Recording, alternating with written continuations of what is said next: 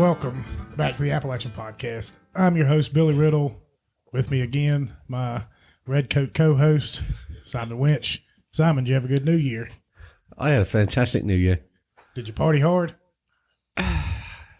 You're making me admit this on air, aren't you? I didn't do anything. I had a sober New Year. So did I. Sat at the house.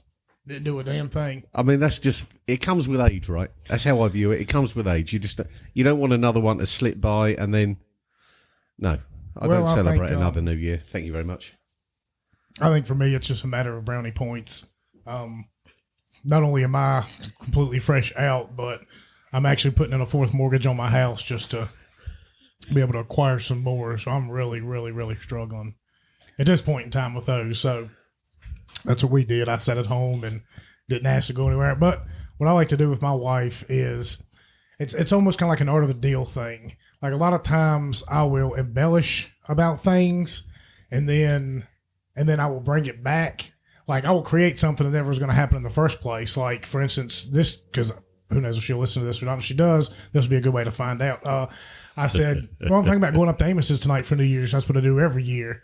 And, I kind of let it roll with that for a while. I'm like, nah, I don't even think Amos did anything. And I wasn't planning on going anywhere, but it's kind of what you do. You kind of let them think there's something going on and then let them think that you decided to pull back and stick around. And that kind of increases the brownie point pool just a little bit. So Billy, I'm going to cut you off right there. Your wife knew all the time. She's just letting you think it. I was in that ruse at one point. What ruse was I in recently that you use me to manipulate a situation? Oh, I don't, man, you have to be specific. I do it so often.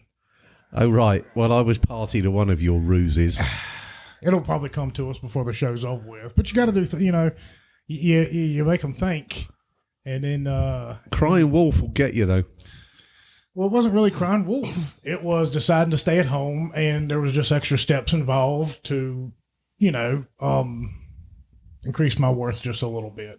So... You were looking to strike brownie points out of the gate, is what you were looking to do. So there's a pattern. Every New Year's, I usually go up there, and this year I just kind of acted like that pattern was continuing. And then, I think I'm just gonna stay home with y'all this year. I think it's just a little bit out of my purview.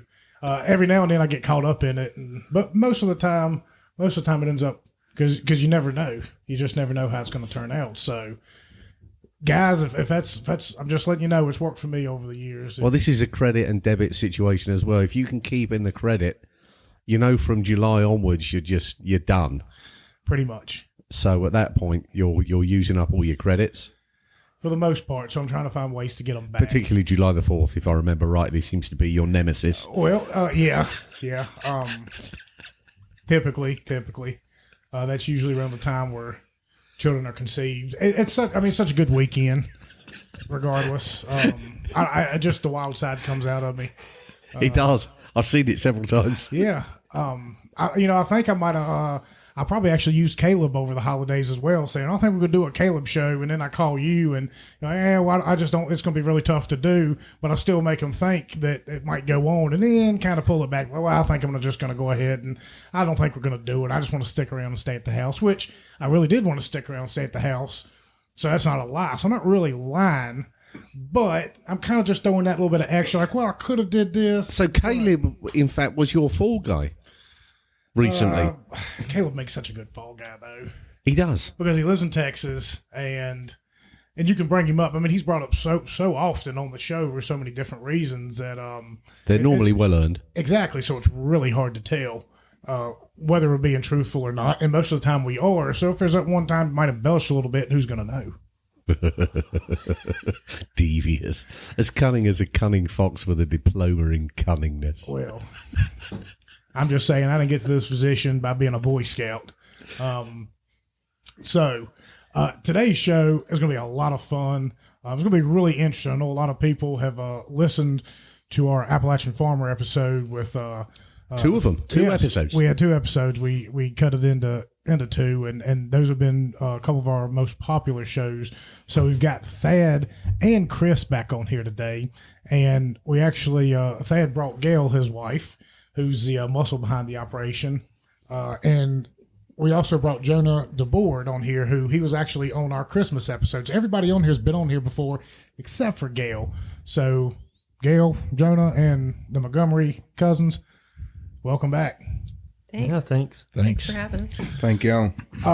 So this is going to be a little bit different. This show, we're going to talk about some different things. I know last time we kind of touched on some of the things, some of the issues, but before we jump into really the meat and bones of this show, I'm going to kind of let Simon take the reins here, because this show was this was his idea, and I know he wanted to start off, because I've got a couple of gripes myself before we get into everything.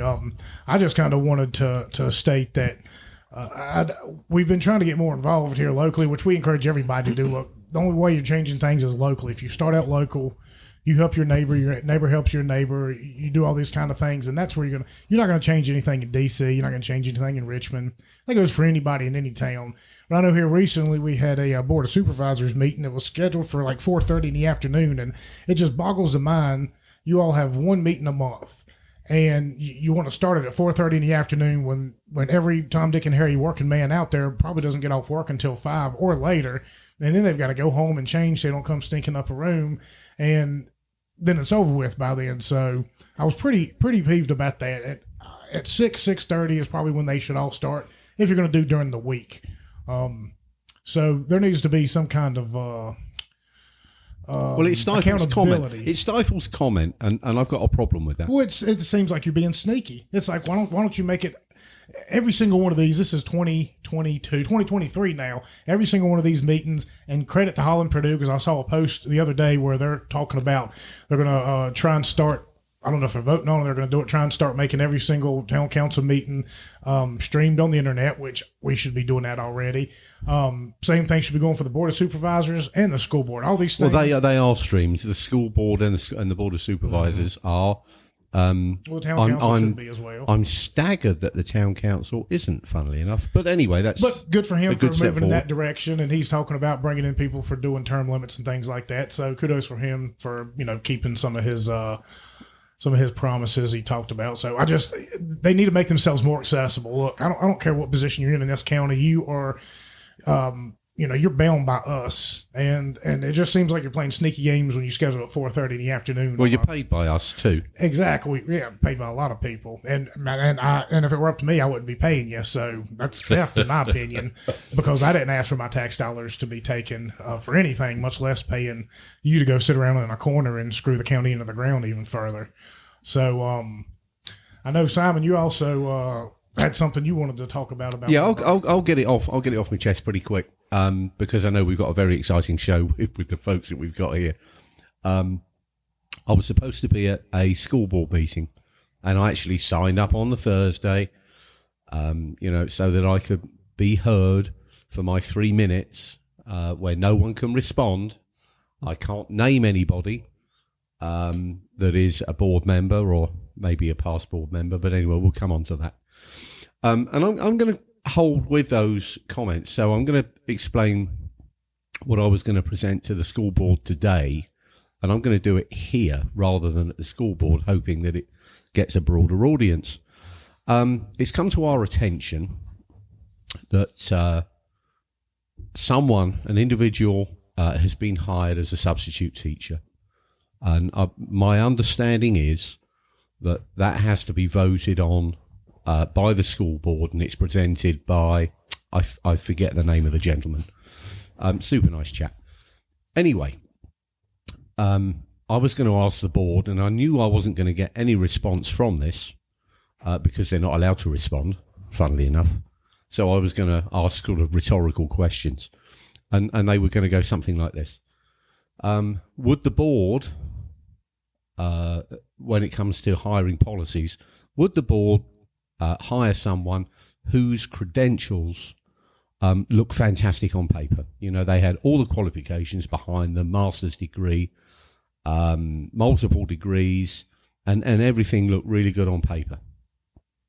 And I think the answer there across the board would undeniably be, well, if someone's got the credentials, yeah, absolutely. Don't see a problem with that. I said, well, okay, consider this, because now it comes down to integrity and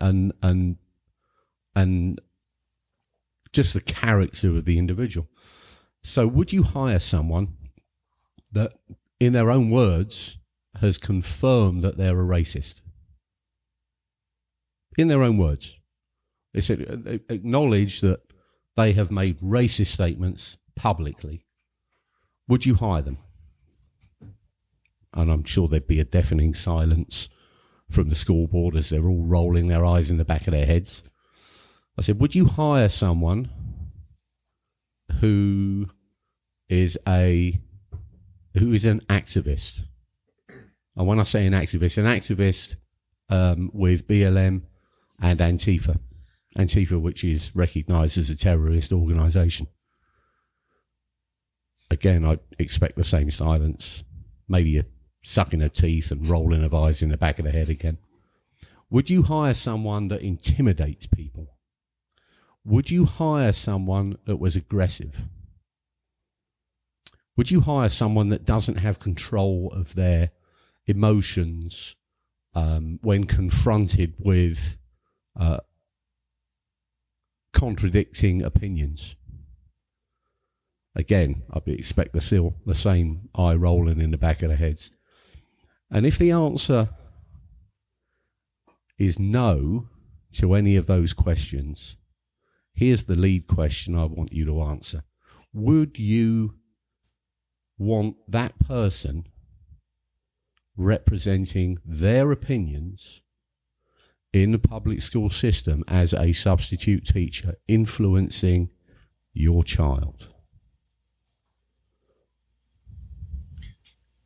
Well, I think most government entities around the country these days would probably say yes, because that is who they hire to be their teachers. But would your constituents, would 90% of the voting public or 90% of the parents, especially in rural areas or any area, really want that? Well, I want to know why the board thinks that they can hire this individual, and there can only be a number of reasons as to how that slipped through the cracks in the pavement, that this individual, and with my history at the school board and a number of listeners that listen to the show, I'm sure you are all well aware of who I'm talking about, but I refuse to mention that person's name. How did that slip through the cracks in the pavement? Pity, maybe, I guess. I mean, that's a pretty large fall from grace, I guess. Don't know. I'd like to know. It's definitely a question worth asking. Perhaps the next school board meeting we can show up and have them ponder that question. This is kind of a prequel to... Well, the problem is the damage is done now, isn't it? You know, because they've been hired. So what is the recourse? What is the recourse? Because the recourse could be, oh, well, you know, we may not use them in that capacity. Well, yeah, the damage is done. If you've hired them, how do you unhire them? You know, how was that? How are we in that position where someone whose credentials, and this is the bullshit part that I've heard in response, is if their credentials are good, we should hire them. Bullshit. The credentials of that murderer in Colorado, on paper, he looked great. He murdered 4 kids in their beds. So if you want to use that as an analogy and thinking that's a good idea, that just because they're credentials, you should hire them, I've got to call bullshit. Oh, I'm a living example. I've got great credentials. If I go into an office, and what have you done? Well, I'm a combat veteran. I have a degree in political science and this and this and this. I wouldn't trust myself with a potato gun. But if you go in and, hey, if you can't dazzle them with brilliance, baffle them with bullshit. But this wasn't even baffled. You know, everyone knows this person's history, right? And they chose, I believe, unanimously. And I almost guarantee it was a unanimous vote from what I'm hearing. How did they do that? Having known this individual, how did this slip through the cracks in the pavement? Because I want to know. The cracks. And you know what? I know all hell's breaking loose down at the school board meeting this evening. I'm going to leave it at that because we got some very valuable information that's going to be shared this evening with all the guests that we've got around the table. But I just had to get that off my chest because I decided to expose that on the podcast rather than go to the meeting and watch people's eyes roll in the back of their head for my 3 minutes where, I'm not supposed to cuss, I'm not supposed to use anybody's name, and, you're just pretty much thwarted at every opportunity to hold these people accountable for some of their decisions. But anyway, that's my grope over. Rant done. Thank you very much. Would anybody like to comment on that before we move forward? Going to the school board meeting with Simon it's pretty well fun. I have to admit, 2 years ago, that was a lot of fun. You never knew what was going to happen. Exactly. I love keeping them on their toes. The fact that I'm going to get called out to speak and I'm not there, I'd imagine there's going to be a few people just going to go, where is he? He's in the crowd somewhere. The reaction alone and that anticipation for the first 5 seconds would almost be worth just being there. Hey, we could live stream it. I mean, it's on YouTube. Yeah, it is. That one is live streamed actually, but yeah, we'll leave that one alone. They're not going to say nothing until after they move on to the next name, and then they're going to wipe their forehead. Yeah. Yep. I think the best thing to do is just put it out there for the public to know about it, and if you have an issue with it, you know who to contact. Yeah. Contact your elected official and voice your opinions. That's all I'm going to say about it. Yeah, I heard someone say that they're actually looking about taking legal action against it. And that would really blow the lid off it because something happened there. Let's assume it got through and people weren't aware of it. Let's assume that board members weren't aware. So they voted yes for this person without being aware. There's a can of worms I wouldn't care to open. Anyway, we shall move on.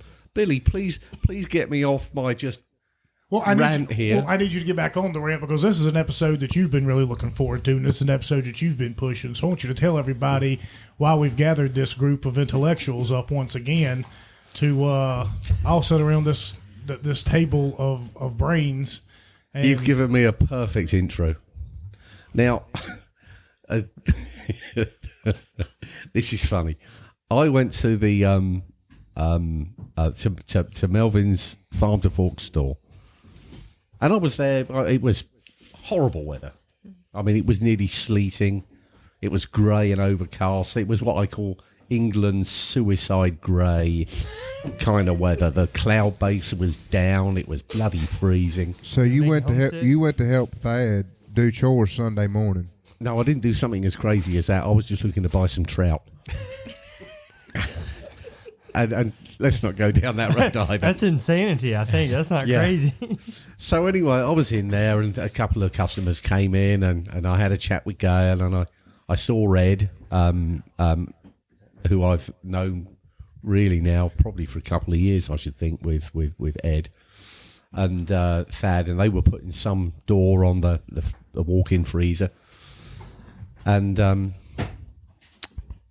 kept hearing from a certain individual, no names mentioned, that everyone would come into the store and say that they were looking for the smartest man in the room, being Thad. Now, I understand that on several occasions in the Farmer 1 and Farmer 2 podcasts that several people happened to mention that Thad was undoubtedly the smartest man in the room.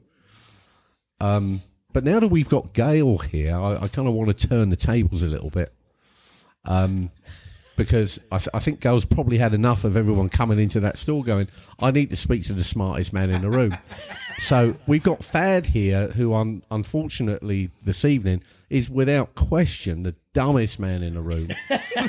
He's as dumb as a pile of rocks. And we've got Gayle here, who unquestionably has already, whilst we've been offline, has managed to come up with a number of points that has established herself as the smartest woman in the room. I'm the only woman in the room. And the only woman in the room, and which will actually curtail some of my foul language because, I was getting pretty heated about the previous discussion. And that would have been an opportunity for my sailor mouth to come out and probably drop all sorts of unpleasantness. But Gayle being here is actually going to make sure that I'm going to be as polite as I possibly can. Thank you, Gayle, for coming. I'm so glad Smartest woman in the room. Thanks, Simon. Simon, are you saying that behind every smart man's a smarter woman? Absolutely. I was going to use that line. I was thinking, perhaps I should just come at that angle. But no, I think I've got to insult Thad sufficiently so that we can knock him down a bit. Well, I just want you to know that Thad is blood, so watch your back. Uh-oh. Well, I'm glad you're that side, but however, I'm now in a corner. We know what that means.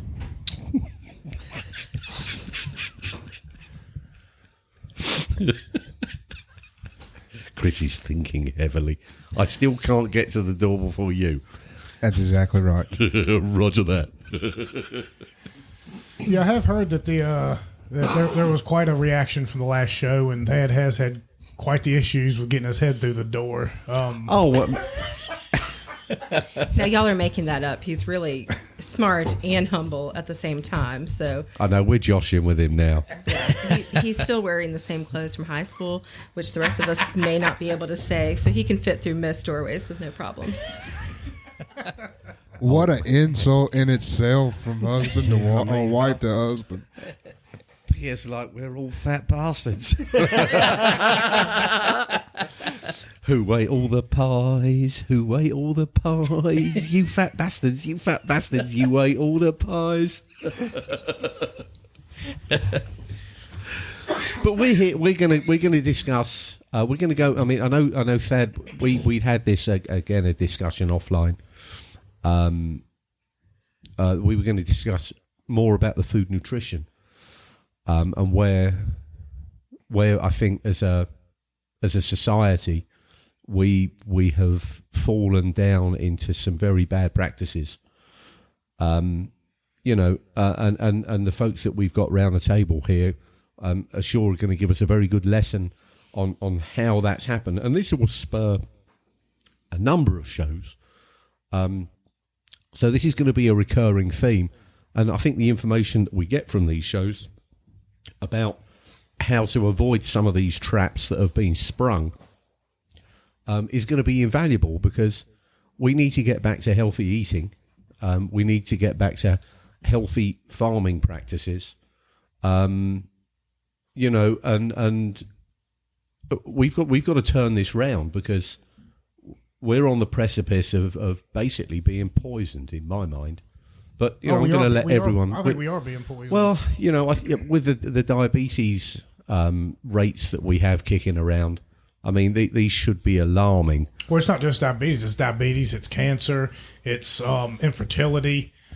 There's a lot of. I mean, I don't want to jump into this topic. So I know probably a lot of people in here have dealt with a lot of these topics before. But the biggest one, I guess that most of our listeners will probably be able to recognize, would be Monsanto, and they have a lot to do with GMOs. I want to talk about what GMO is and what exactly it entails, and I'm hoping everybody in here is a little bit more intelligent on the subject than I am. But Monsanto is a chemical company that basically created Agent Orange. If you don't know what Agent Orange is, go to your local VA hospital and ask a Vietnam veteran what it is, and they'll be able to tell you, because they swore up and down back then that it was safe and effective. And where have you heard that one? Here lately. Same stuff, different day. But I know with Jonah here, he's pretty smart on this stuff, and Thad and Gayle, actually everybody other than me in this room, because I've only watched a few internet videos here lately, and it goes back to watching them back in the day before a lot of these things were taken off of YouTube and they were scrubbed from the internet. My whole thing is, well, if you're taking them away, then what are you trying to hide? So, I mean, where did it all begin? Where did the negative turn in our nutrition? When did it start going awry? I'd like to get the dumbest man in the room on this one, because I know he's got the history. Well, he's got the history behind this, and I'm sure he's going to explode a wealth of knowledge that's going to get him out of me calling him the dumbest man in the room.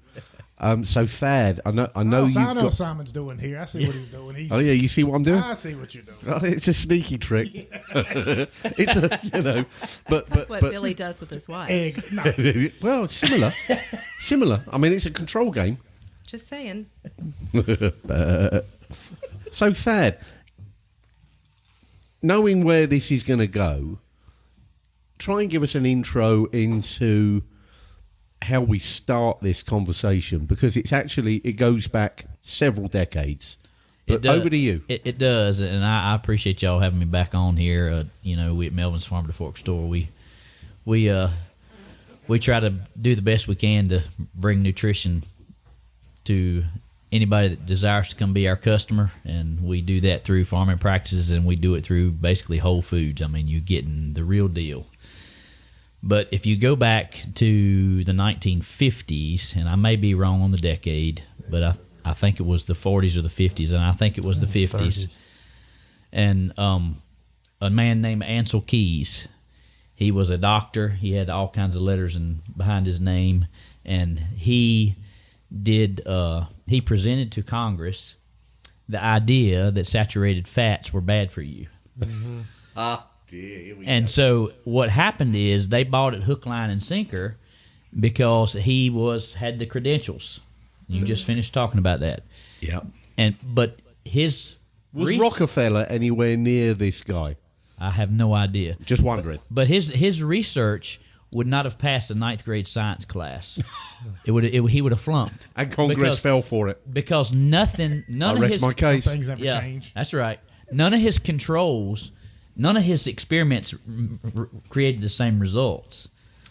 And so, but they came to the conclusion that this was okay, and so they created what we knew then as the food pyramid, and has now become the food plate. Mm-hmm. As Michelle Obama has changed it to the food plate. And so what happened is they picked sugar and cereal grains to be the winners, and animal fats was the losers. And so the animal fats become less part of our diet, and the grains and the sugars became a larger part of our diet. And so we essentially... Unwittingly as well, I may add. That's right. And so we essentially have been on a 50-year experiment of the American people by the U.S. government to figure out this, and we've become fat, and we have Alzheimer's disease in old people, in the elderly, and we have autism in the young people, and that is because sugar is an energy source, but it does not feed your brain. Animal fats is the only thing that does that. And so we have to go back to those things because those problems are essentially, I'm not going to call them mental problems really, they're really brain problems. And it's the food that we choose to feed ourselves, whether they feed our brains or whether they, the sugar energy. Sugar obviously is an energy, but what happens is it provides a boost, but it's not long term. So it doesn't give you a long enough energy boost to do the daily tasks. Well, one of the biggest things we're dealing with right now, I think, as a society, particularly in the Western developed worlds, is the mental health issues, and that strikes a chord with what you've just said there. Well, to back what Thad just said up, Kraft mac and cheese that you buy in the United States is illegal to buy in China and Asia, and you look at the kids coming out of those countries, and they are some of the smartest, most intelligent kids that are running IT programs and everything else. That's just one. The mac and cheese, Kraft mac and cheese that you buy in your Kroger store is illegal or outlawed in China and Asia and other countries. Probably the UK as well. I know the UK has far different standards. There's a lot of things, and I mean I haven't lived there in so long, but there's a lot of things that are banned, not necessarily in the UK but across Europe, that is still allowed here. Yeah, and one has to consider what is behind that. You've got to look deep into this, and I know, Thad, you're going to come up with a number of exposés, as is Jonah. Let Jonah get on this, and then I was going to say what I've been reading about the whole Alzheimer's and other mental issues. One Dr. Midwestern Substack, if you ever want to look that up, they were saying how they think Roundup is playing a part because it inhibits 3 nucleic acids that your brain actually needs. That's how it kills the plants that it kills. But also, and I've looked this up separately, Roundup or glyphosate is actually patented as an antibacterial and fungicide. It is not patented as a herbicide. Now that brings me on to something that I've done very limited research on. And I was mainly thinking, and what struck a chord with me, this is about this fungal or fungicide or whatever it may be. Antimicrobial. Microbial. This all stems from mushrooms, toadstools, and what have you. Now, when they spore, there's a very specific study about this, and I forget what it was called. But when they spore, certain spores from certain species of mushroom and toadstool are very specific about what they kill. And to me, I thought there was an opportunity. I just didn't have the brains, the money, or the support in which to go down this road. But it was looking at getting rid of the stink bug. Right, the stink bug is an invasive species here. It came over from China. But I guarantee that there is a certain spore from a certain plant, whether it's a toadstool or a mushroom or whatever, that will kill it instantly. So some of those things are out there. This technology is out there, but what's suppressing it? But that's another show in itself, because that's very, very technical. And I got into it. I'm going to go and research it more so that perhaps we can have a good old dig. But you've got to look at some of the corporations and the greed that suppresses some of the technologies that could be out there for our benefit that are used against us. Mm-hmm. Yeah, that's the thing about like glyphosate is like Billy was talking about. It's related to Agent Orange. It is related a little bit. I understand using it.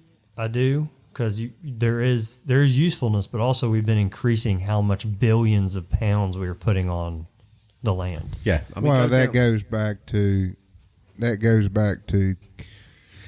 years and years. So when the country really started booming and everybody was having kids, can you imagine if we would have used what our ancestors were using to produce food in today's world with as many people as we have? So it was not necessarily, it was an honest mishap that they started with these new ways of controlling weeds instead of doing what Thad does and using the biologicals in the soil and letting the land take care of itself.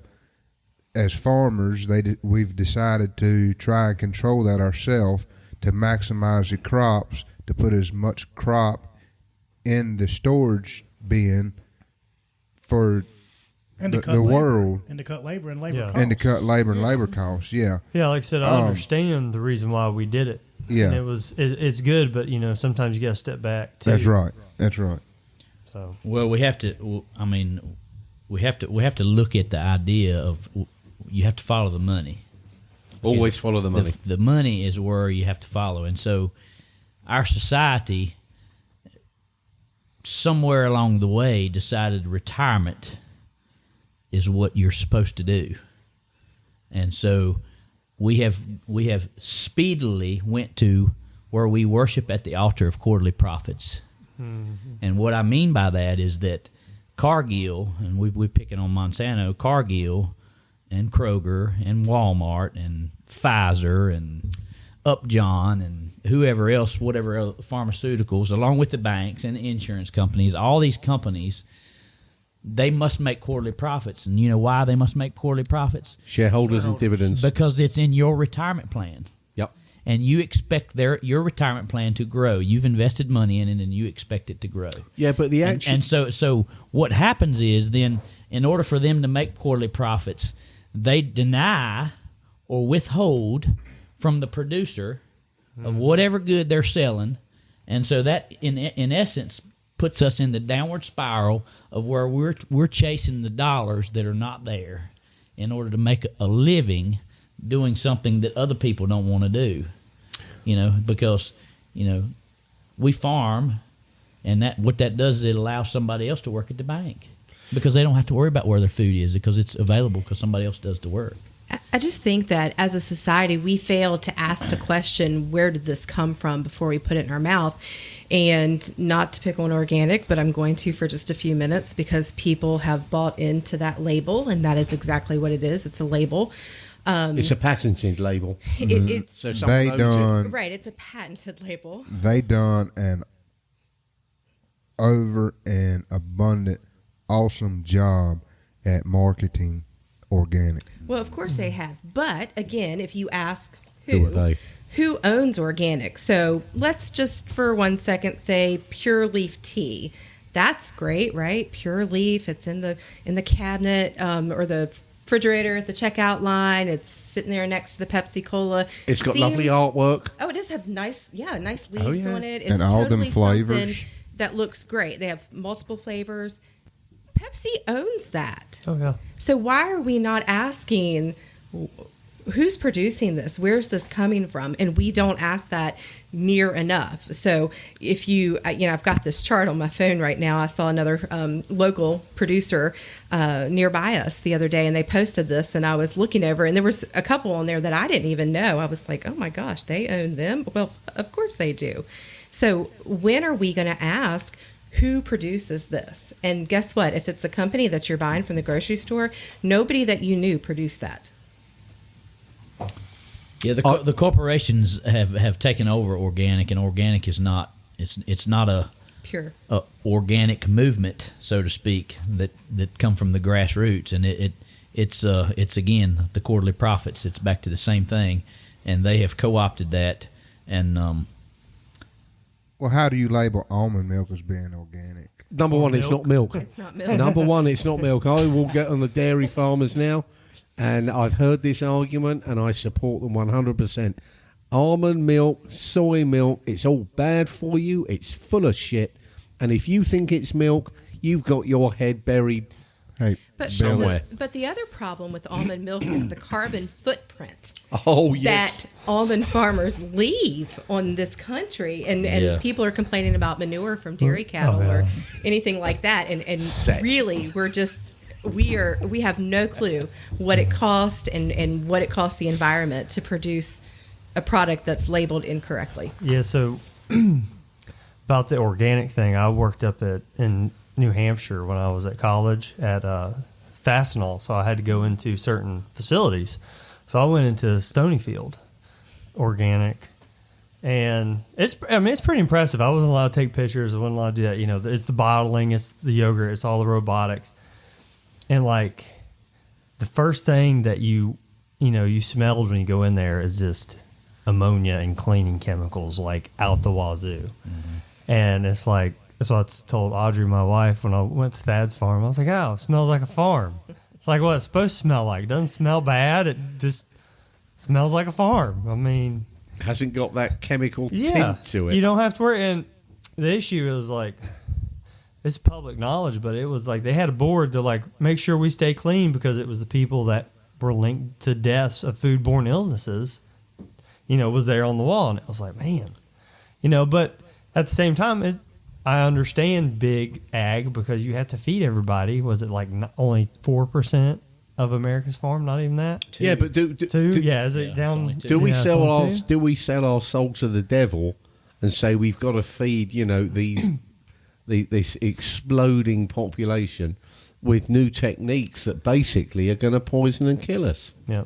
Well, That's we right. just had trust in the institutions too much, and the last few years have shown that. Well, I mean, I want to bring them all to the ground. The quarterly profits, though, you go back to the quarterly profits. So we have enriched ourselves by requiring these companies to get these quarterly profits, so that we have this retirement, so we can buy an RV when we're 64 and drive around the countryside till you die at 75. Chase a little white ball, and at what cost?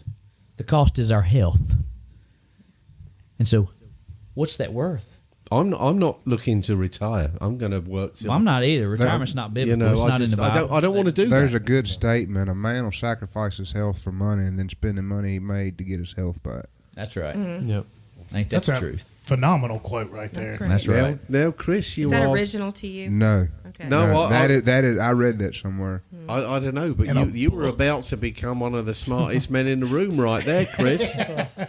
That was poetry. It's poetic that you should come out with that. I mean, it's I don't like having my exactly the neck case. stepped on, so I kind of keep my shoulders up a little high. But no, But food is medicine. You see, because God It can created be. God created our bodies to fix themselves, and food is medicine if we learn how to use it. Now, and if we learn how to properly grow it. But the problem we have is that we in our academic pursuit, we have decided to be specialists in things, and we become experts. Uh-oh. And the experts don't really know anything about what they're doing. Because Don't say. that's right. And in the book of Job, when Job was questioning God, God said, "Were you there?" And so my question is explain the human eyeball to me. If you want to understand how plants work, how they take sunshine out of the air and water, and they can make sugar and chlorophyll, and it creates a protein product that an animal can eat, and therefore we can eat it. Explain the human eyeball to me. How does it work? Oh, Just it's explain so it to me. it's the human eyeball is so intricate. It's and so unbelievable. amazing. Like, It's called PFM, well, that's what I try and explain to atheists. and I'm not like- going to say what that means on air. I'm like, if you think the human And Gayle, eyeball and the that's human your brain fault. came from a couple of fish butt humping over 1 billion years, you are completely out of your freaking minds. That's right. That is not by chance. say that one more time. I didn't hear it. I said, if you, as intricate as the eyeball is and the human brain and things like that, if you think that was something that happened by chance from a couple of fish, butt humping over 1 billion years, then you are completely out of your mind. It is intelligent design. Like, go outside and look at the mountains of Appalachia, the Rocky Mountains. Go outside and look at the stars. That is, I mean, this is not something that's by chance. There's definitely a creator out there. This is definitely creative design. I'm a 100% behind that. Yeah, If this doesn't happen by accident. Like the chance, the mathematical probability that all of this happened By by two chance. atoms smacking together. exactly is so improbable that it would be like hitting ridiculous. $1 billion Mega Millions It's lottery ridiculous. 5 times in 1 week. And But they the only do it twice. scientists will argue that point. Well, the scientists have hammer told and us tong. to trust the science for the past 3 years, and they have been wrong at every single turn, whether it be on purpose or by accident. So either they're incompetent or malicious, and either one are unacceptable. They're not incompetent. I just seen a video today it was a clip of the World Economic Forum. You can trust this. They want to reduce the population on the planet by 50% by 2023. How do you do that? Poison the food, poison the water, shove stuff in their bodies that they don't need, and And then I've have been an a infertility full-time program. dairy hand for 6 years now, and a cow can cough, and I have yet to get sick from that. Oh, well, if you ask Alexander, whatever her name is, AOC. AOC, who was a bartender before she came in Congress, that it's cow farts that's ruining this entire country, and she completely dismisses and ignores the fact that she lives in a city with 7.5, 8 million people within 50 square miles that are sending up pollutants in the air all day long, but it's the cows farting here in Virginia that are the big problem. I mean, and that's not the problem. Her idiocy is not the problem. The problem is the double-digit % of the country that believes it and eats it up. That's the problem, and that's where we've gone wrong here. And I don't know what to do about it at this point in time, other than sit around and have these conversations right here that hopefully will wake some people up to it. I think we want to be educated about the wrong things. We desire to be specialized, like Thad said, yet we're not really willing to find out where we can get food that's healthy for us, talk to the farmer. And Franklin County is so full of possibilities. There are produce farms, there are farm stores, there are great people in this county doing the same thing that we do. Mitchell Meats, Big Way Farm, you've got so many people who are responsibly farming regeneratively so they can fix the soil, which leads to healthier animals, which leads to healthier humans. And we just decide it's too much work to educate ourselves, and we find a Kroger or a Walmart or a Food Lion, and we just pick up whatever we want to pick up. Well, why educate yourself when you can sit on TikTok and watch videos of cats all day long? You know what I mean? I mean, it's, and that's what people are doing. Well, and I'll just say this. I can go to Kroger and buy a gallon of United milk and drink half a glass full, and 30 minutes later I have a bubble guts. Mm-hmm. But I can get milk out of our tank, and I'm A-okay. Now I will say, I've done a little experiment, and I've gotten milk from Thane, which is Jerseys, and I've gotten milk from our Holsteins, and I do better with the Jersey milk than I do with the Holsteins. Jersey milk has a higher cream butterfat content. Butterfat content. It's more for your body to latch on to. Yep. Well, all cows' milk is not the same. That's right. Because all each breed of cows, they Produce. digest differently, and That's they right. like, a Guernsey cow, for example, which Guernsey cows are actually on the extinction list, believe it or not, because the breed's about to go extinct. Jerseys and Holsteins are the most popular, but they have more beta carotene in their milk than any other. That's the reason why it looks orangish, and it makes the best butter and the best. All products is just supreme to any of the other breeds, but they are very rare to find. We do have a few we bought.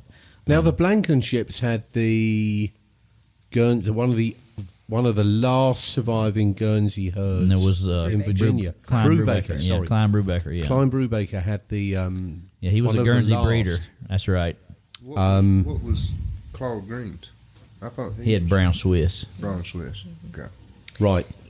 Back to this milk topic, of course, we do things a little bit differently than the conventional farm, and it doesn't make conventional farming wrong, doesn't make what we're doing wrong. There's, some balance in there somewhere, but we do this herd share program with raw A2 milk, raw meaning unpasteurized, A2 meaning that it's just the genetic makeup of the cow. Some cows are A1, A2 if you want a biology lesson. Some are A2, A2. And cattle that produce milk that's A2, A2 tend to produce a product that's more digestible. So when you get raw milk that's never been processed, let's stop calling it anything else, it's a processed product, and you get the A2 gene together, you get this double whammy of digestibility. So we serve about 1,200 families now in the state of Virginia, and 40% or so of those folks are people who thought they were lactose intolerant for years.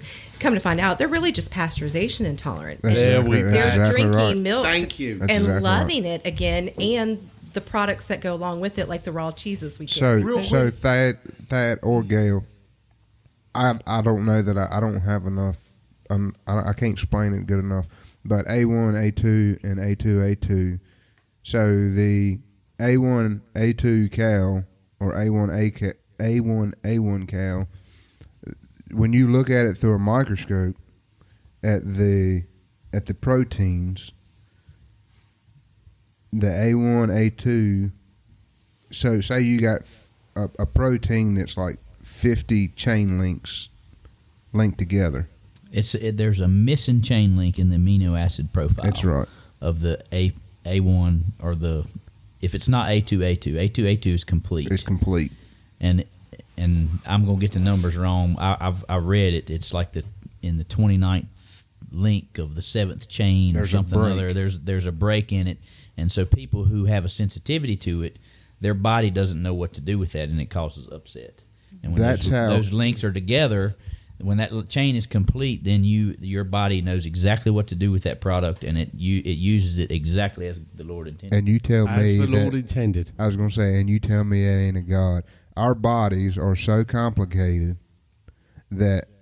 or so sophisticated that they can pick up that there's a link broke in one protein of a milk. Well, it generally that upset will come from other disturbances that you have. Well, and so those things. I mean, we could go on and talk about those, but I mean, a lot of that has to do with our heavy metal exposure, and that's a whole nother show altogether. But that comes from all sorts of things, but also our gut health from other processed foods. That's right, and other processed foods and all that sort of thing. So it causes our digestive systems to be somewhat upset. Yeah, and that's like the gut health goes back to glyphosate too. Like they're finding more of it in your foods. You know, I got some cow manure from Chris, and I forgot to be like, oh shoot, you're supposed to let it rest. Thankfully, it was old enough where it didn't kill my garden, but I forgot to make sure of that because it goes through the gut, it goes through the animal. They can be passed on. So there's a lot to it. It's very, very Did your complicated. garden produce good? Yeah, actually it did pretty good for what I had on it. It didn't have weeds. My whole thing was I'm going to use non-composted cow manure and not have weeds, and I got no weeds. That was composted. There was a lot of weeds, trust me. When I broke the soil open, like, it was a jungle after that point. But Okay. So let's well, it had set for it. It was like 2 years old. yeah, So all that should have been broke down, but I didn't even think yeah. to ask you about that because we do use Roundup. Those are decisions that Like I said, I can understand using it. No, like I'm not against all but the more information that comes out, the more the boss man. So what is. are we looking at here with the folks in Franklin County? How can we help them to have the healthier choices that they can make? Well, I wanted Gayle or Thad one to real quick because they touched on the pasteurization process. I know you all are big in the raw milk, and that's what you all sell, and it's delicious. But a lot of people out there don't understand the difference. When they think of raw milk, the first thing the first word in their head is raw. When you're thinking about raw, you know that's not a very appealing. I drink raw term. goat's milk. Yeah, and it's delicious. 8 months of the year. It's delicious. The raw goat's milk's delicious. Y'all's raw milk, but people don't understand that. So explain real quick for anybody that doesn't know, what is the pasteurization process and what does it do to the milk? Sure. And that'll help if I don't hit all the points, I'm sure. I can help you with that too. Thanks, Chris. Basically, if we think about the timeline a little bit and when pasteurization came about, because before pasteurization started, everybody drank raw milk. Most people had a cow. And Well, there were local dairies on every damn corner. every darn corner. Thanks. Darn corner, sorry. Yeah. Okay, Shut sailor. up. And there's a reason I'm sitting beside you. So, Yeah, there is. you know, them you in think check. about that. People drank raw milk for a long, long time, and forever, right? Until they didn't. And pasteurization really came about because people moved into the cities, and that's when they began to bottle milk and leave it out on the doorstep. If you think about it, in New York City, let's just say, where there's so many people, there's an influx of many, many people, and the milk's sitting on the doorstep till somebody comes home from work and brings it in and puts it in the refrigerator, so it's had time to grow some bacteria and stuff, and of course it made people sick. That's what happens.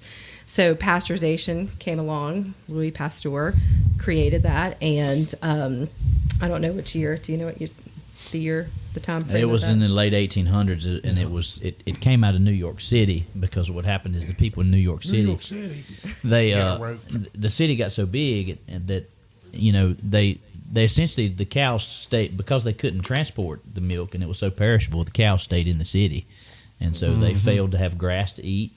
They fed them. They Dirty brought in living all sorts of conditions. stuff, and it was dirty living conditions. I mean, there was a comedy of errors there that created the necessity need. to pasteurize milk. Yeah, pasteurization in and of itself was created for a great purpose. It was to help people have a healthy product. It's not a bad thing, and it's not an evil thing. We don't think that, even though I actually think that it was actually created to clean surgical utensils first, and they applied that to. And I'm not real sure about that, but I think that's the way all that kind of Well, played if out. you look back in history, they used fire as their pasteurization. Right. I mean, you stick a knife in fire, cherry red. Yep, It ain't no bacteria growing in that. High volume alcohol does the same thing, right? Yeah. Cleans the blade. right. So back to Pasteurization. Thank you. What we have run into is if I have somebody over the age of, let's just say 50-ish, 60, come into our store and they say, oh, raw milk, that's what we drank when we were a kid, because that's what they had available to them. And anybody that's younger than that really there's a fear. They're like, oh, raw milk, that's horrible, that's bad, that's evil. And so It's been stigmatized. It has been stigmatized, and we have the responsibility of debunking some of the things that they have heard or learned or read on Google. And this is not a milk example, but I had a lady not long ago come into the store. She had pre-ordered some raw apple cider that we partner with Chapel Creek Farms over in Bedford to get each year. Folks pre-order it. She was excited when she ordered it, but she showed up the day that she was supposed to pick it up, and she said, Gayle, we need to talk. And I said, okay, sit down, what's up? And she said, I Googled raw cider and I might die. Oh, Lord. And there's no dramatizing what she said. That's exactly how she said it. And I said, well, Dawn, first of all, I want you to stop Googling, okay? You just name dropped her. That's okay. She'll be fine with Poor it. Dawn. I don't think she listens, but we should tell her to. But she and I had this long conversation. I said, have you drank raw cider before? She's like, all the time. We had it all the time when we were kids. And I said, and look at you. You're 76 years old and you're fine. You've lived a long time. And she said, yeah, I have. And so I waited till a few days after Thanksgiving. I called her up and I said, hey, friend, how was your cider? And she's like, oh, it's so good. I drank it all in one day. Then I really was worried because moderation is probably smart. Moderation is the key when it comes to drinking raw but the apple truth cider. is that she's going to, she hit 77 a couple weeks ago. So she's doing great. And by teaching people that it's not a horrible thing, we batch test every single batch of milk. You will never get recalled milk from us, because if we're not happy with the bacteria count or the numbers that are involved in testing the milk, we dump that milk at our cost, our expense. We eat that. So we're very careful. We understand that we're dealing with a perishable product. We understand that we're also dealing with something that needs a little education behind it.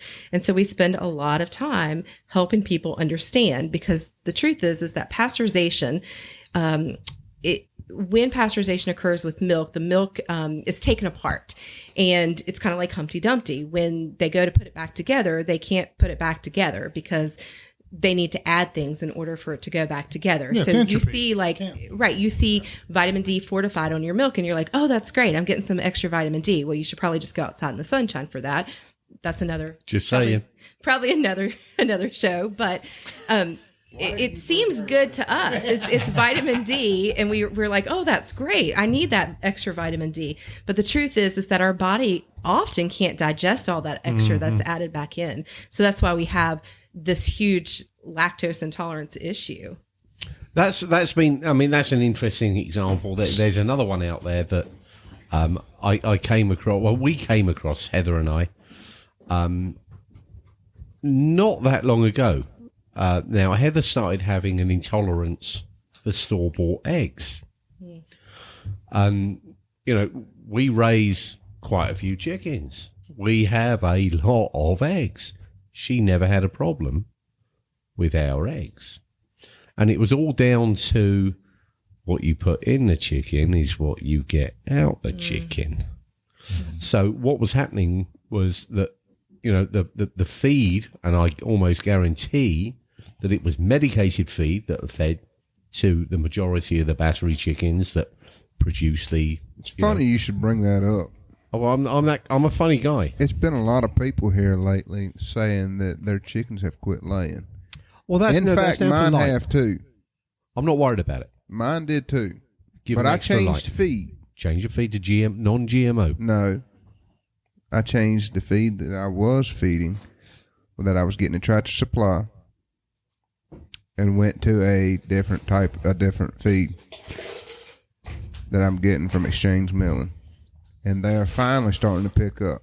Go and see Daniel Austin for your chicken feed. That's where we're buying our beef feed from. Go and see him for your chicken feed. It's non-GMO.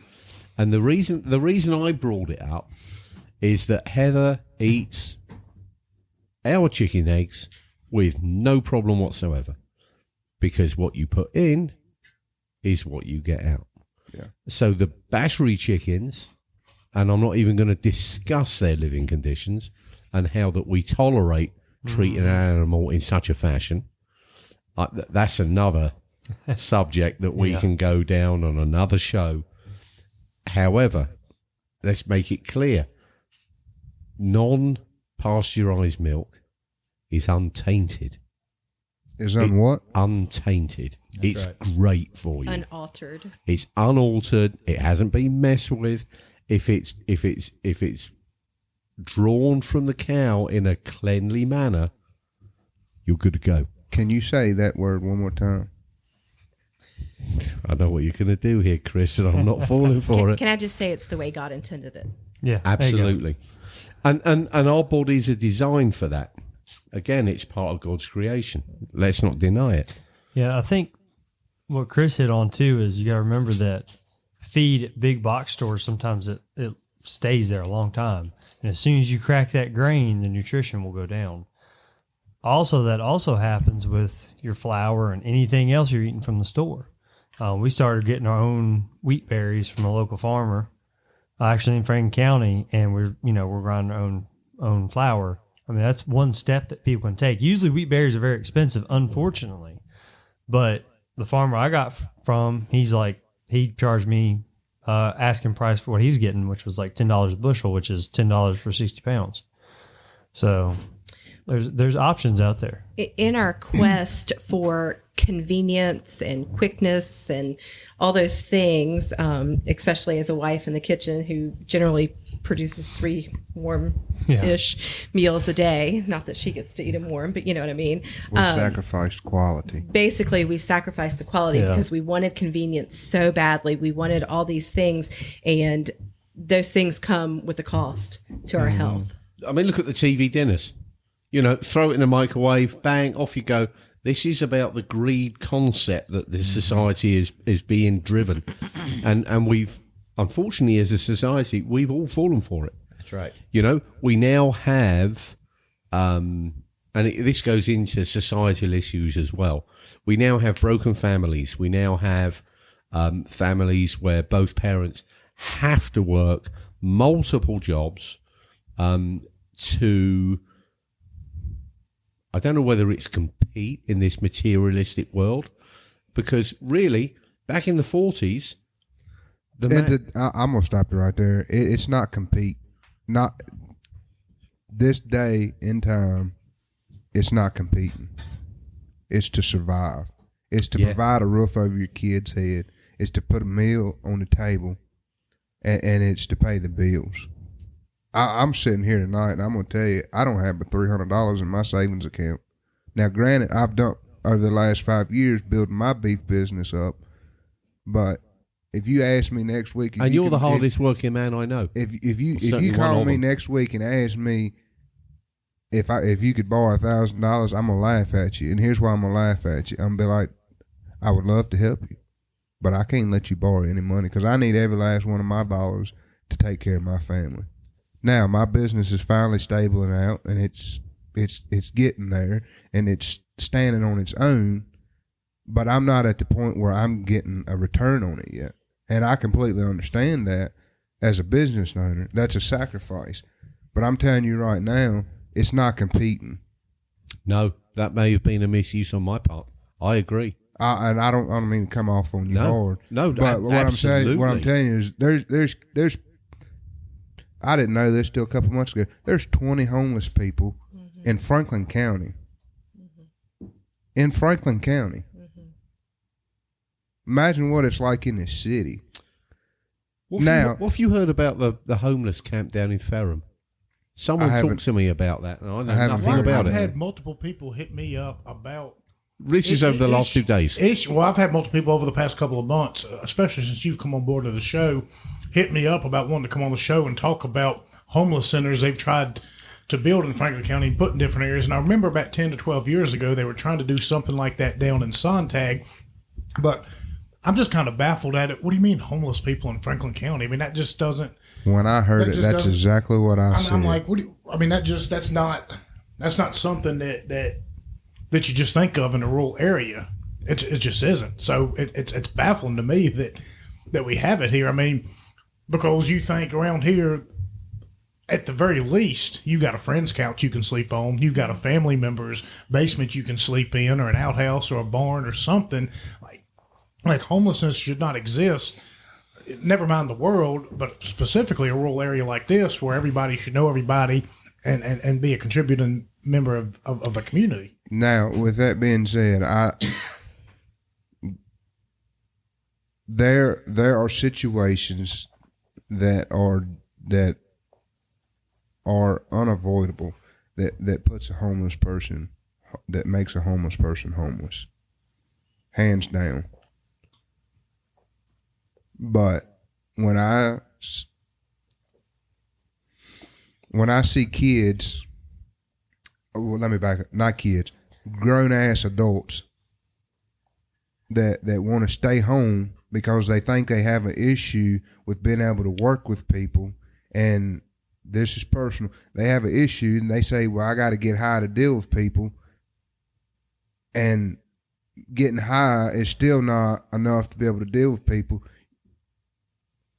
You're not a grown up. You're a kid. You told a woman that you wanted to be with her, knowing that she had a kid by another woman, and you've been the father to several more kids that she's had with you, but you're not man enough to go get your ass a job and grow up and contribute to the household and take care of your responsibilities. The one may not be your responsibility, but the other two is your responsibility. You get your butt up out of bed and you go find you a job.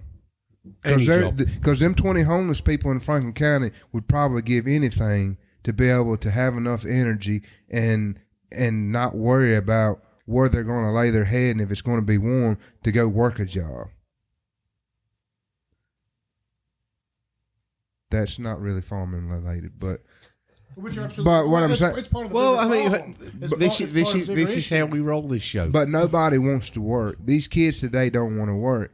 And with that, they don't really care where their food comes from. But I'm telling you what, when the farmers go out of business and decide they packing it up, their land's paid for, all they going to do is provide for their family, you're going to have a whole lot more homelessness. You're going to have more than that. You're going to have people going hungry. You're going to have people out here robbing and thieving. You're going to have people doing stupid stuff to try and eat. Don't come knocking at my doorstep. Like we talked about on the last show, we had, 15 people this year do a community garden at my house. Mm-hmm. Very successfully. Them are the 15 people I'm worried about. Them are the 15 people that are willing to work, put their hands in dirt and grow food. I'm worried it's a little bigger than that, but my family, when it all goes to pot, my family and my community is who I'm worried about. I'm not worried about some guy in Pennsylvania. No, Don't give a damn. I can't affect their history. I can't affect their future. This is happening on the doorstep. We got to get this shit straight. So why don't I help steer this back a little bit? Steer it back on, please. There is a large homeless population in this county. That is no doubt the truth. And there are lots of organizations, both private and public sector, that are trying to help with those issues. So I'm going to kind of steer off of that topic a little bit and talk about it really kind of is partly to do with agriculture, some of the issues that are in this this country about food and stuff. There is not a lack of food in this country. We have a lack of distribution. Okay. We have issues like that, but we don't have a lack of food. If you look at the numbers 50 years ago about how many farmers were producing how much for the world and how many farmers are now producing enough food to feed the world. What are the numbers, Thad? He's the numbers guy. I don't know. It's a scary. very small population. Yeah. And just in Franklin County, and I might be off on the numbers, or somebody that might correct me, but 10 years ago, there were over 100 dairy farms in Franklin County. Now there's less than 35. Yeah. If that doesn't worry you a little bit, it should. Yeah.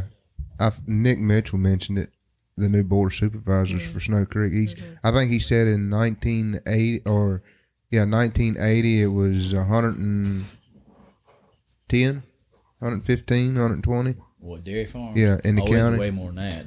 Might have been 130. In the early 90s, it was 130. Yeah. So if I'm not wrong, during that time period, didn't they do away with the different grades of milk There used to be all the way to B and C milk, and then around the 90s they did away with that.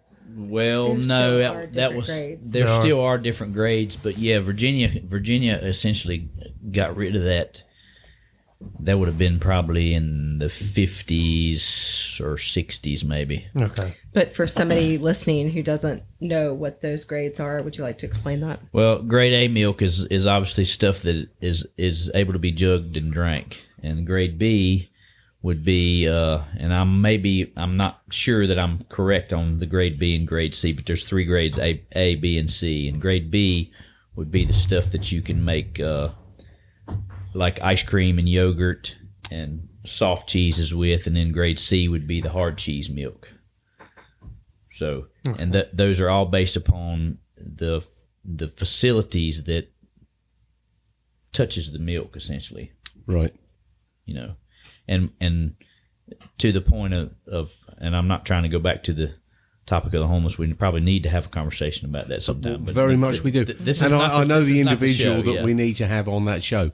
Yeah. But what happened, and my dad used to say this. I could tell some tales about my dad, and that would be in a show in and of itself. There's another one. See how this is yeah. gonna that can of worms? We've opened it. Beautiful. But my dad used to talk about Bedford County as opposed to Franklin County, and in Bedford County, in the 1940s, in the late 40s and early 50s, they started courting Rubbertex and Babcock Wilcox. And so those are 2 manufacturing plants that eventually set down in Bedford County. They have since gone out of business. Bedford County at that point in time had a larger dairy population, more dairy farms than Franklin County did.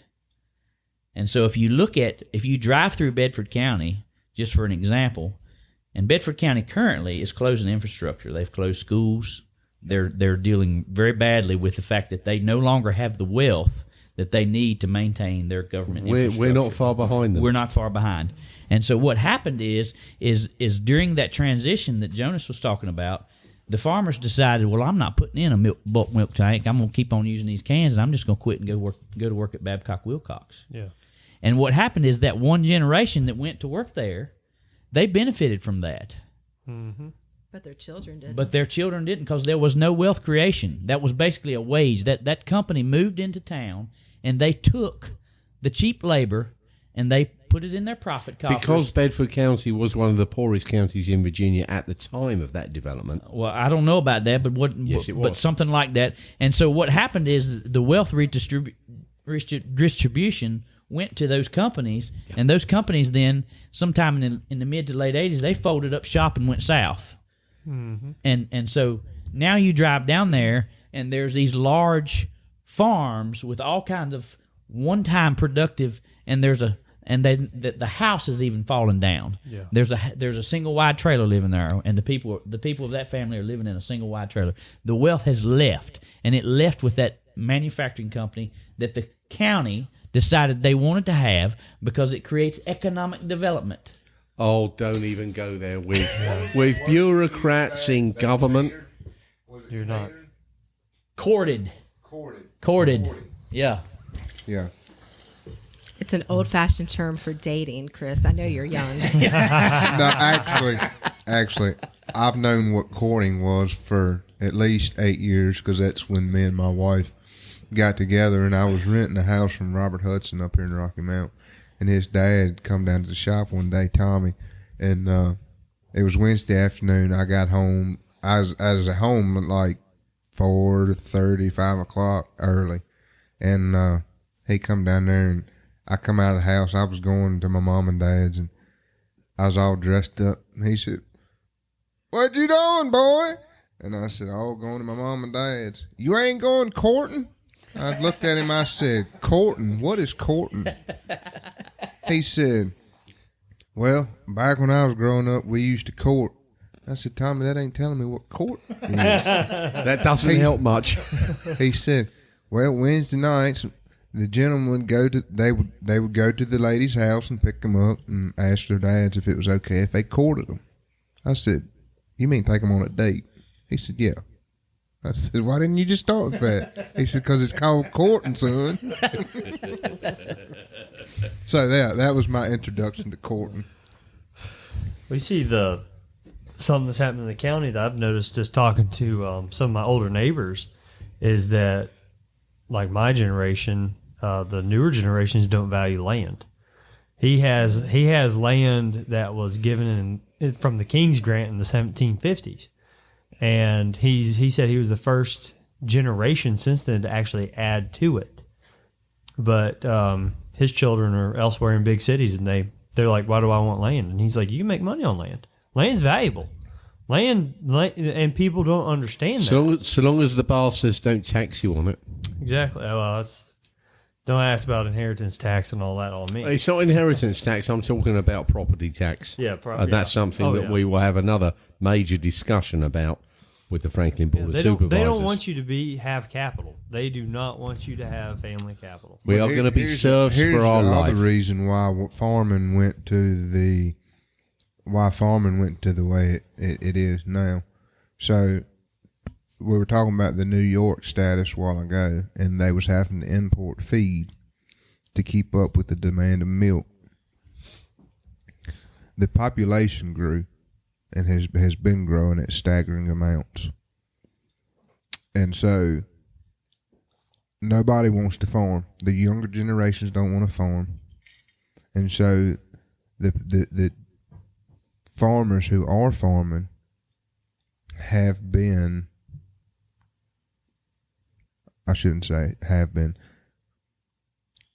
used newer technology to try and produce more crop on less land. Increase margin. We're always looking to increase margins. Right? Well, I mean, and this is just hypothetical and y'all can't see it, but so in 1930s, a farmer produced a stalk of corn and had an ear on it this tall.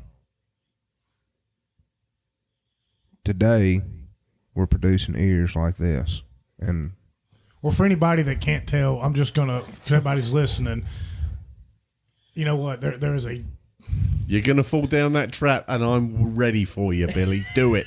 I dare you. I was going to say, Chris had his hands held out from about Come on, 5 Billy. inches to 9 inches, and I'm not going to get perverse with it, but it's basically deciphering the difference between Simon and myself is where we're going with that. So basically, the Billy ears of corn are much bigger than the Simon ears of corn is what he's doing with his hands right here. So I'm just trying to give a visualization for the listeners to understand. I see where this is going, Billy. The size of the corn cobs have got.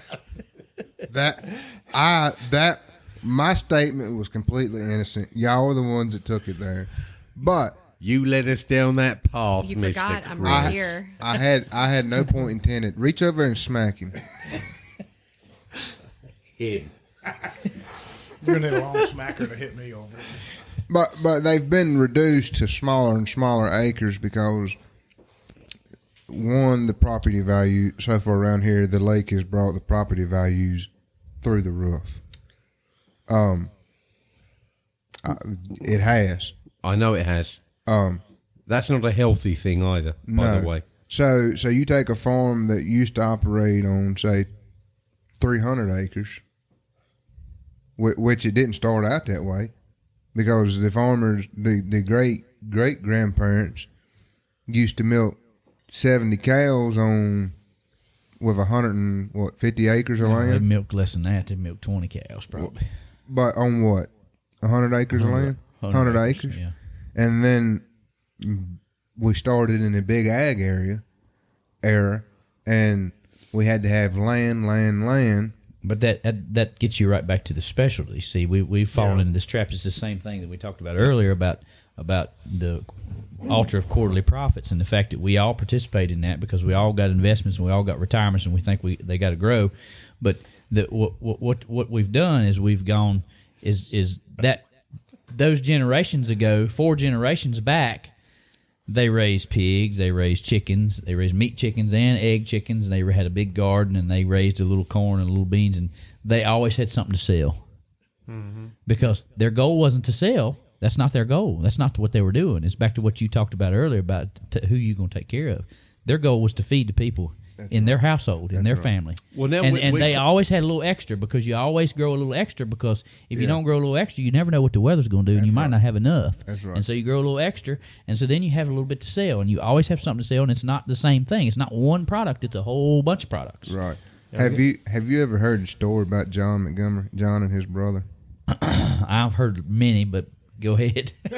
Well, and I might have them switched up, but John and his brother used to raise hogs, or every year they do a hog, and they take certain stuff to the market to sell, and one brother would take your ham and the bacon and everything else, and he'd rake in the money because everybody wanted the ham. Well, John, he never would come up off his hams. Somebody asked him one time, "Why don't you sell your hams?" He said, "Sell my hams? I've only done that once in my lifetime." He said, "Money ain't worth a ham." I like it. I think this is where we're almost coming full circle on this, because there's a certain breed of us out here now, and I think it's becoming more prevalent, is that we are now looking to be self-sustaining as families with small holdings, and I think we're beginning. I think we're definitely beginning to witness this. And I think that's a very healthy way forward, because, number one, it gets away from big ag. It's an opportunity to not participate in USDA, FDA, IRS, all those lovely names, and that we are forced to deal with. I think self-sufficiency is a great thing, and if we can promote it, brilliant. If you cannot be self-sufficient, let's figure out a way where you can enhance your position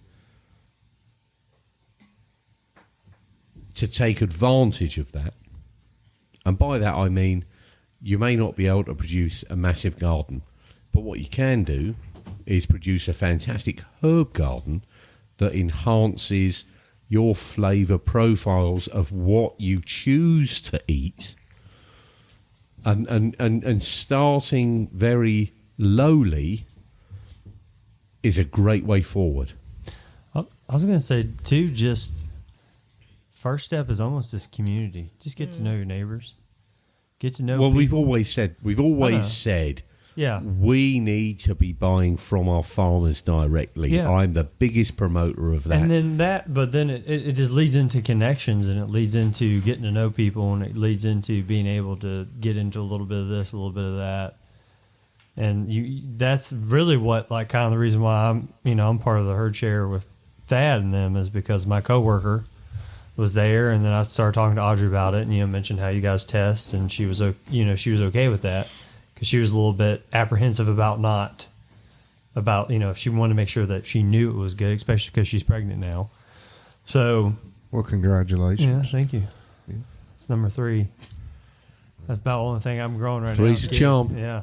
Three's a charm. She keeps wanting to go up, so I guess we're going to keep going up. Brace yourself. You go back to back. Hey, it's my retirement. I actually have gotten out of the retirement. That means you're going to be a dairy farmer. Yeah, I need more land. Anybody want to donate land? Maybe. They say you can always tell when a dairy farmer had a wet winter or a wet summer. Roger that. How many kids they got? Yeah. If you look how close the kids are together, and it'll tell you whether you had a wet year. Switching topics. I'm not going to argue. I want to go back just for a second before I forget, though. Chris, a few minutes ago, said something about young people not wanting to work, and we could go on and on about that subject, honestly. But I want to make a point here that's important to hear. There are young people who want to go into farming. The problem is, the cost of it is crippling, and you have to either have capital money, you already have to have the cows, or you have to have property. You cannot basically have just one of those unless it's a lot of money and make it happen. So, maybe you get land passed down to you, okay? Maybe you don't get money passed down to you. If you got to buy your cows and come up with the money for equipment and all the other stuff, I mean, you're fighting a losing crippling. battle. It is crippling. Well, that's exactly the intentional too, word. I believe. I mean, I think So- they On average, say you'd sell a heifer. Say I'm a young guy want to start out. You sell a bred heifer that's getting ready to calve, or just calving. What, $1,200 to $1,800? Yeah, $1,500, $1,600. $1,500, I'm $1,600. losing money on it, and you can't afford it. That's Because right. it costs me more than that to raise the thing. That's right. right. That's right. Yeah, So yeah. this is a number that I pry with Jamie. I every year for a couple months, I'm like, hey Jamie, what does it cost us to raise heifers from birth to the time they calve and start putting milk in the tank? Right. Because for the person that may not know about this, that first 2 years of a dairy cow's life, there is no return on There is investment. no return. Zero. It's all input. That's right. Mine's That's- my that's cost called is about gambling. $1,650. That's So called gambling. So six. Legal. How much? $1,650. $1,650 from the time a cow gives birth to a calf until that calf starts producing milk 2 years later. 24 months, you have $1,650 tied up in one animal. One. One. with no guarantees whatsoever. With no right. guarantees. Yeah. That's She could die Given birth. 10 minutes after birth, or she could die in the field Struck by lightning. 10 minutes before she gives Anything. birth. Yeah. Yeah, there's no guarantee. So you take a young man and to be able to produce enough milk to even try to think about starting and paying bills and stuff like that, it's going to take you at least 80 cows. So hear this number. If you have 40 heifers that you're inputting $1,650 into, that's $66,000 on the table before you get. And she's a only drop of worth money she's only back. worth $1,500 if you sell her That's right. as a milking cow. Yeah, I think I can actually contribute to this because my father-in-law tried to do this in the early 2000s, start to be a dairy farmer, and he did. He had to rent the land, he had to rent the farm, and he bought the cows at full age, and he was actually working at the coal mine, also being a part-time farmer, so he could afford it. Well, then that was getting too hard on my mother-in-law, so he quit, but he still had family. I mean, tons of family come over, help him chop silage, do all this. And even with all that huge network, I mean, he still went under. He was trying to do basically what the Homestead Creamery is doing now, higher quality milk, but it just wasn't there. It wasn't. Nobody wanted to pay more for it, or the dairies weren't there. So it's kind of interesting that I have that personal connection because I mean my father-in-law is one of the hardest working men I know. And, even he couldn't do that, even with family and everybody else helping him for free. I mean, So we've sacrificed quality for quantity. So now back to having those children. The reason we have so many children is because we have a dairy farm. I didn't say anything about y'all having that many children. You're the one that brought how many kids you have up. No, I didn't say that. I didn't say a number. Well, You're absolutely right in your statement about quality and quantity. And this is where we have been led, and I'm hopefully this will spur another conversation. We have been led down the path of cheap food, mass production, greed paying greed, and we're in that cycle now that it's very difficult to break out of.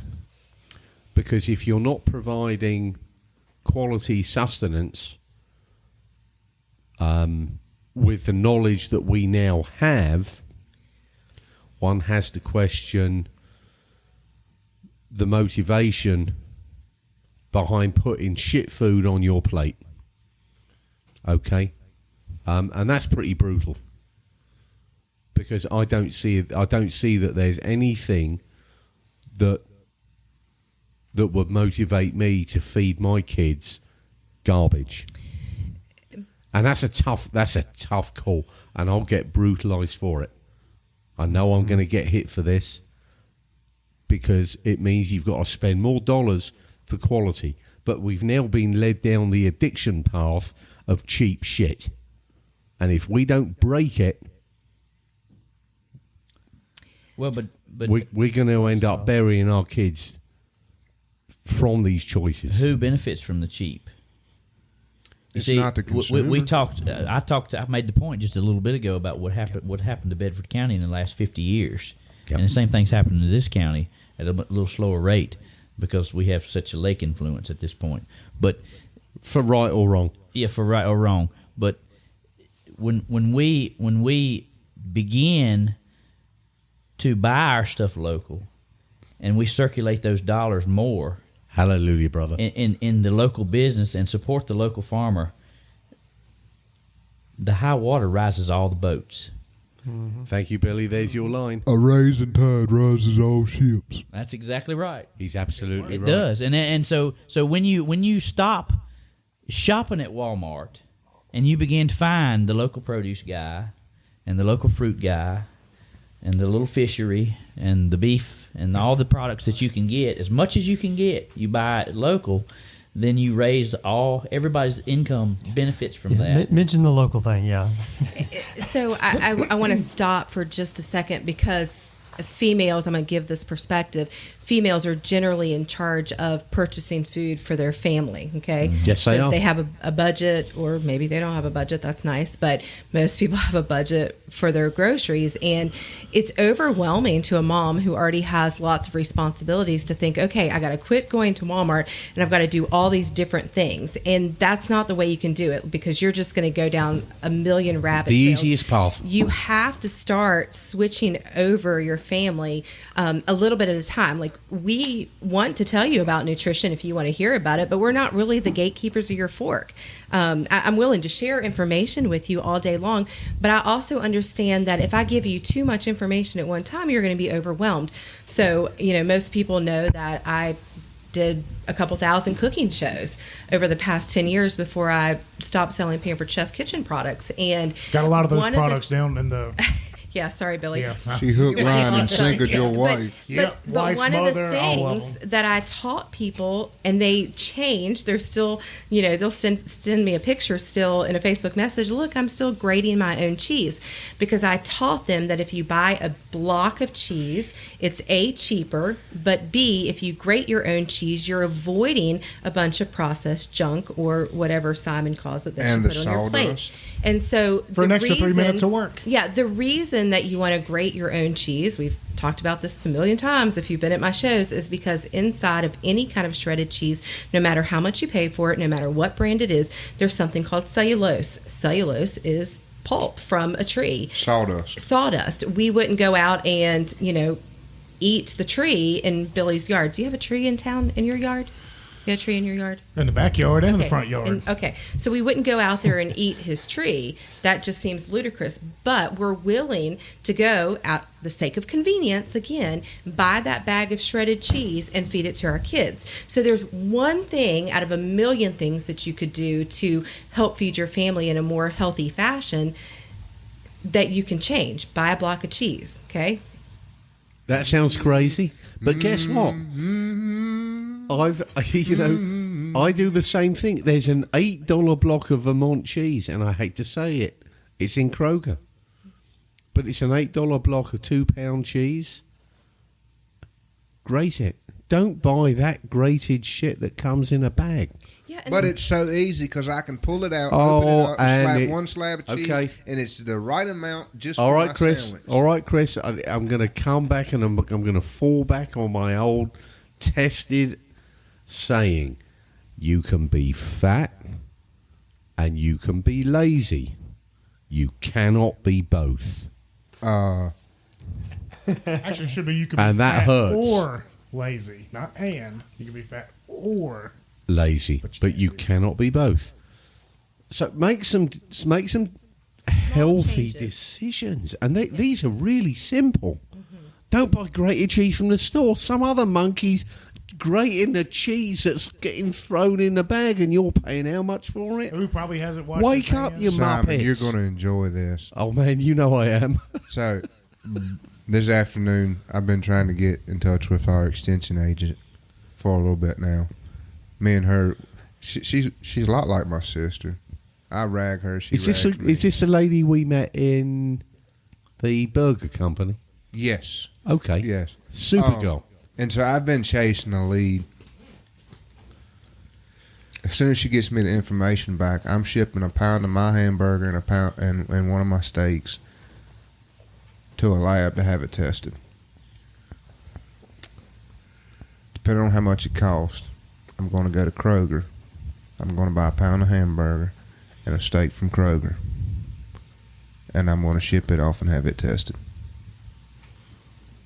We need to do a taste test. So that I have proof that we can share on this podcast of the chemical analysis that's coming out of your meat that you're buying in the Kroger versus what you will find with me and Thad and Mitchell Meats, Foggy Ridge, Lazy Acre Farms, versus.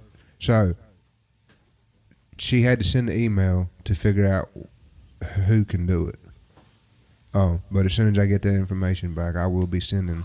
I want you to have that information ready, available. We want another show. I want to do a live food tasting show on the basis of that, and then we will blind test. We'll just bring a random person on the show. And I'm not doing this to promote my business. This is strictly because when somebody says to me, well, I can buy this steak at Kroger cheaper than I can buy X amount of dollar or X amount of pounds of meat from you, I want to be able to look at them and even give them the sheet. Well, here's a cow that I have raised. This is what's in the meat. Here's a steak that come from Kroger. This is what's in your meat. Somebody let her talk before the entire room gets bombarded. Yeah. No, I mean, you're right. I think And it should be done with milk too. it absolutely should be done with milk. And I want to also say that on top of making small changes for your family and what you feed them, you also need to educate yourself on what labels mean. And we talked about this a little bit earlier because there's a million labels out there that whatever alphabet soup there is that gets to come up with these labels has created. We've talked about organic a little bit, but let's talk about, like eggs, because that's a hot topic right now. They're super expensive in the grocery store. They're super expensive anywhere. They cost a lot to produce. People don't always understand that. They're killing all the chicken layers. Yeah, right. Oh, the layer birds for whatever. On a regular basis, I have folks come into the farm store to say they want to get eggs. They want to know if they're cage-free. They want to know if they're free range. And I take the opportunity to educate them on the true meaning of that label according to whatever USDA. Okay, USDA. Purple smoke's coming out. Right. Are they grass-fed?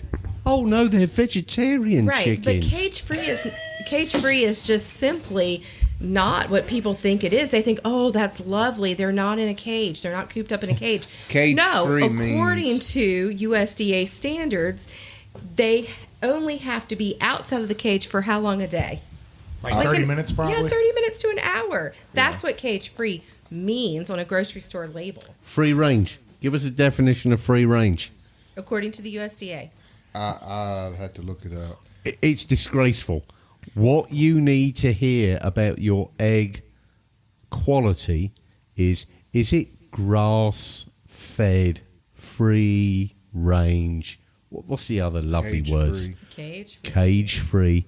There's various degrees, and if you fall for the old chestnut of, what's the word these idiots use now? You got to be more specific with idiots and words. Which idiots are you talking about? FDA and USDA, because they're all idiots. Non-GMO. I'm not worried about non-GMO, but it's the grass. It's a grass-fed, cage-free. Is where you've got to be looking for the quality of egg. Well, you got to look at that for non-GMO too, and we're going to get into that in a second, right? Too. But the other label I want to stick it to so bad is the label of local. Okay, what does local mean to you? Do you know the farmer that produced it? Because I have a lot of children, and one of them is 11 right now, and he's really about 95 because he's his father's child. And he was about 5 years old, and we went to the grocery store, and he just pointed out the pictures of these farmers up around the top of the grocery store that were hanging out, and there's like these local carrots. He said, "Mama, what's that say?" I said, "Local carrots." And he's like, "Oh." He's like, "Who's that farmer up there? Because I know all the farmers in Franklin County." I mean, not really, but he thinks he did. He thinks he does. And so he comes from a long line of them. I said, "Well, actually, son, those carrots were produced by a farmer in Georgia. That's what that sign says." And he said, "Mama, we live in Virginia, and no, that's not local." I believe your son is about to become the smartest man in the room. Well, so what is local? We need to redefine local. And one of the resources that we have in this county that is available to us is the local food guide put out by the Master Gardeners and a couple other groups together. There are lots of listings in there. There are different places in this county that you can go to get meat and eggs and produce and all the things that you need to eat. And I have a customer that comes to our store once a week, and she has been on Kroger strike for 6 months now. Bless her. Months. She God comes bless in her. my store every single That week, is and a she lady buys I'd what like her to meet. family's going to eat. local to me is 30 minutes or less. Yeah. Yeah. If I can't get to you in 30 minutes, you're not local. If I get stuck behind one of them poop trucks, Which you're almost not local to me. Kroger is no longer local. Well, we've decided 60 miles basically because Yeah. I don't have a local resource within 30 miles for, let's say, rainbow trout. We carry rainbow trout from Yes, you do. people that are Franklin County natives. It is fantastic trout, and they're over in Newcastle. So if I don't have a local source for that, I'm trying to look for that, and so we're going with 60 miles. Regardless, 60 miles is a lot different than Georgia. Absolutely. Oh, yeah. Yes. I mean, yeah. Yeah. Well, Let's look at. well, Let's just. So look at, I need to say one thing. Thad, for you it, are please. the best looking 95-year-old I have ever seen. And let me tell you something. We come from my grandma Careful now, Annie. it's kin, Chris. No, It's I know. kin. No, I'm just saying. I'm gonna tell you, and this goes back to this. 95-year-old. This goes back to nutrition. She said 95-year-old. That he was a 95-year-old and I he's said 11. my child had a 95-year-old soul. I didn't hear the soul. I just I heard. said it out loud. This goes back to nutrition. My grandma Annie lived to be 108 or 9. Holy hell. Her sister, She's got that Grandma Virginia gene. or Aunt Ruby, Yeah. lived to be 114. Good Lord. Grandma Velma was 97 and had never been on medications. Never been until on the last medication. 6 months of her life. There's another show in itself, by the way. What I'm telling you is, so that goes back to, so they dairy farm, they raised their own hogs, their own meat, had their own chickens, their own garden, and she had And no antibiotics. 6 or 7 kids. I can't remember how many of great aunts and uncles I have, but right off the top of my head. But her mind, up until the day she died, she passed away, her mind was sharp as a tack. It started slipping the last couple of years, and her favorite color was red. I think that's where I get it from. That's that strawberry milk. She would. That's that strawberry milk you're talking about. I know it is. I remember she stayed with us when we were growing up, and my grandma, she had a little sun window right there, and Grandma Annie, she'd sit in there, and every red vehicle, she'd count all day long how many red vehicles went by, and I'll never forget it. It was a Corvette, red Corvette. Thing was louder than snot. Come by our house one day, and Grandma Annie's sitting there. And I don't know if she heard it or if she just could feel the vibrate. I mean, I'm talking loud.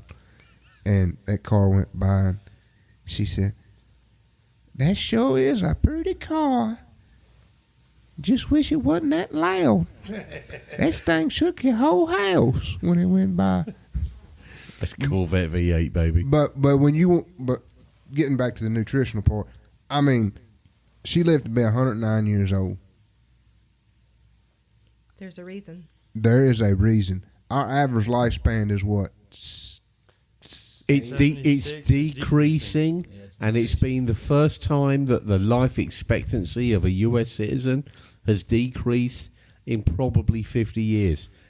We need to wake up to the fact But if that we're poisoning ourselves. You're exactly right. If you don't think that the food you eat has a direct link to how long you live and the state of your health, do your research. Look at the chemicals that they're putting in the meat to keep it red long enough for you to buy it off Coloring. the store. You go home and Really? stick it in your refrigerator, and 2 weeks later, or 2 days later, you go to pull it out and cook it, and the thing is half rotten. You look at your milk that'll last in your refrigerator a month, and it's already, what, a month old? Close to it? How Well, can that no. be? 3 weeks old. 3 weeks old from the time you get it in your shelf. It'll last another month. What's that doing to your gut health? You look at the eggs that you buy. When you buy store-bought eggs from Kroger, your eggs are generally somewhere around, what was it, 3 to 6 weeks. 3 to 6 weeks Oh, my. old. Come on down to the Goodness. farm store. We got them from the 3 to store 6 today. weeks old. Yeah. My sister-in-law, I cannot get her to eat a fresh egg. She despises eating a fresh egg. You look at your vegetables. That my tomato that comes off of my tomato vine, within two weeks, it's starting to show wilt and not be of any value in my household. How long you find out how long them tomatoes have been since they were put on the Kroger shelf and you bought them. Right. How far have they traveled? And how far they traveled, and them things are still firm. Tell me that they ain't putting something in it to keep it that way. What we are eating is killing us as a nation, and it's destroying our bodies. Thank you, Chris, for bringing that up. Well, That is the most succinct statement that we will hear all night. And something else, and this is not nutritional, but I was told Thanksgiving weekend by a man who's pretty knowledgeable. Did you know that you can kill up to 2,000 chickens a year in your yard, put them in a freezer bag, and sell them as Cornish hens without having to be USDA inspected? Yes. Roger that. Do you know why you can still do that? Go on. Because I don't know of anybody within 60 miles of me doing that.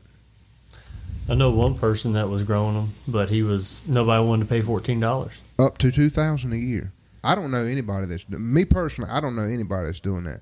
But I can about guarantee you that if I started doing it, and Thad started doing it, and Jonah started doing it, and you started doing it, and everybody else started doing it, it wouldn't be long. We wouldn't be able to do that anymore. Our alphabet soup would be down the driveway. Yes. I have plans for a homemade chicken plucker too. Like let's get together and build that thing, man. We need to come together as a community on this. And something, and if we don't, we're in big trouble. And something else I mentioned. Go ahead. To these guys before we open the podcast. Depending on what the price is, we might just have a mobile facility coming to Franklin County for Franklin Countyans and other people who want their meat processed locally. If you need a CDL driver, you know where you can get one. We don't need That's about what I can offer. Hey, as long as it's bought personally and it's under a farm name, that's farm use, bud. Roger that. Well, we started the podcast. Hang on, Chris. You're about to come out with something. I've got a feeling it's going to be a bomb. Drop it. All right, folks, that's the end of part one. We just want to say how much we appreciate everybody tuning in and listening. If you want to listen to the entire show, go to patreon.com/getontap. For just $3 a month, you can listen to all the episodes early, all the episodes in their entirety. You get subscriber-only content, and you're supporting local. We're trying to build this thing, and every little dollar helps. So we certainly appreciate everybody out there that is supporting us, and we could always use a little bit more. So please, patreon.com/getontap, and we'll be back with the second half of this episode here very soon. Thank you so much.